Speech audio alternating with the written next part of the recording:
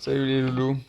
Bon, dans cette vidéo, on va apprendre à comment essayer d'équilibrer une équation chimique qui contient des ions. Alors, pour information, les ions, ce sont des atomes qui auraient perdu ou gagné un électron. Uniquement un électron. Pourquoi? Parce qu'on ne peut pas vraiment perdre un proton. Dans la nature, on perd plutôt ce qui gravite autour du noyau, donc les électrons. C'est plus simple, donc c'est plus naturel. Bon, dans cette équation, on reprend les mêmes bases et le même principe que pour l'équation qui contient que des atomes, c'est-à-dire qu'on fait l'inventaire de nos atomes dans un premier temps, d'accord? Bon, il faut savoir que les atomes s'écriront donc avec une majuscule, et s'il faut compléter l'atome avec une autre lettre, cette lettre sera en minuscule, d'accord? Pourquoi? Bah tout simplement parce que euh, il y a une lettre qui a déjà été prise par un autre atome. Si on a par contre deux atomes différents, ces deux atomes seront bien écrits chacune avec une majuscule. Donc là on a du carbone et là on a le dioxygène. Bon, ceci étant dit, on peut passer à l'action. On a ici à gauche, à L, un atome et l'ion, on en parlera après. On va parler que du H pour l'instant, d'accord? Parce que le H contient un noyau. Si c'est un ion, ça reste quand même un noyau d'hydrogène, d'accord? Donc ici, on a le H. On en a un. Donc, notre inventaire de gauche a été effectué. On va faire l'inventaire de droite. Al, d'accord? Ici aussi, il s'agit du même noyau d'aluminium, d'accord? Donc, on regarde combien il y en a. Ben, il y en a un aussi. Et H, ici, il y en a deux. Bon, il y en a deux à droite, il y en a un à gauche, et ben je vais rajouter le nombre stoichiométrique qui va me permettre de l'équilibrer. D'accord? Je vais mettre 2 ici, et donc mon 1 devient 2. Ok, donc j'ai fait ma première étape, j'ai équilibré mes noyaux d'atomes ou de ions. D'accord?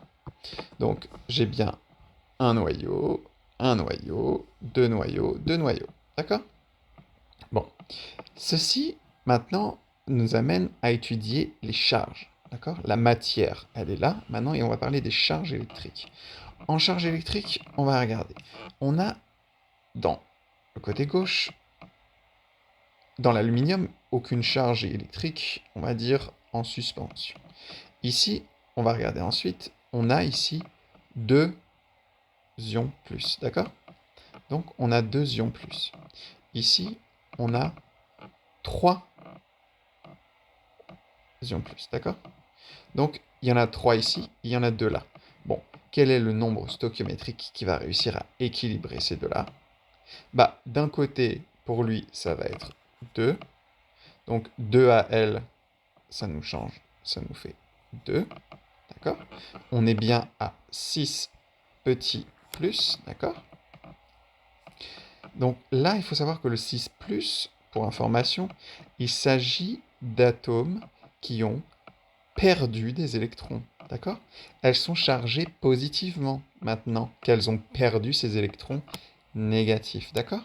Un électron est négatif, si je le perds, et bah forcément j'aurai une charge plus positive, donc, d'accord? Donc, de ce côté, on a 6+, on a deux atomes d'Al, bah on va devoir équilibrer les Al déjà, donc on va rajouter le nombre stoichiométrique 2, hop, on vient d'équilibrer les noyaux d'aluminium, et maintenant, on a ici, on n'a toujours que 2 plus. Bah, je vais devoir le multiplier par 3. Et je vais bien me retrouver avec 6 plus. Donc, si je multiplie par 3, ça deviendra 6 ici. Donc, le nouveau nombre stoichiométrique, c'est 6. Hop, hop. Et 6, il va falloir que j'équilibre les H. Donc, là, j'en ai 2. Il va falloir que je multiplie par 3. Hop. Et nouveau nombre stoichiométrique. Ça fait 6. Donc, j'ai bien mes charges électriques et ma matière. Donc, je viens d'équilibrer mon équation ici pour la matière et pour la charge. Donc, c'est un peu plus long que pour les atomes. C'est pas si compliqué que ça. Il faut juste suivre un ordre et cet ordre, il est énoncé dans votre équation. D'accord? Bon, hop, hop, hop, hop. Voilà, c'est tout pour aujourd'hui. Ciao.